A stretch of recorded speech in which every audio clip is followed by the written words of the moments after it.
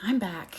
I wasn't expecting all the comments that I saw yesterday in support of me and telling my story and journey, whatever you want to call it. It was kind of cool, honestly. So you guys are freaking awesome. But I don't know. I was just having a day.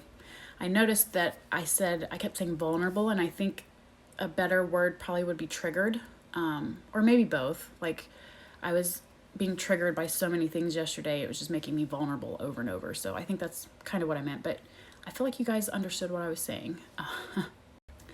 But it got me thinking, when all this was happening to me and was fresh, and like I was right smack in the middle of it, and I was learning what parental alienation is, I was trying to remember what it was that I was desperate for, like what it was that I was researching, and like what was it that I wanted to know and find out with this whole situation. And I think I can speak for probably, maybe not all, but most of the other targeted parents out there. The number one thing that we all want is to be reunited with our kids.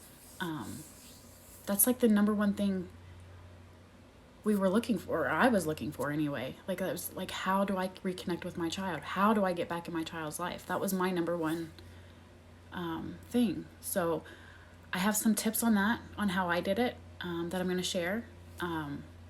There's also, I've had a couple comments about people saying maybe share how I healed, like my healing process and how that looked on the other side when it doesn't necessarily come out like you want it to, and reconnecting with your child. Because unfortunately that happens more times than not. I was pretty naive and didn't think that was going to happen with me. I thought for sure I was going to be the parent reunited with my kids.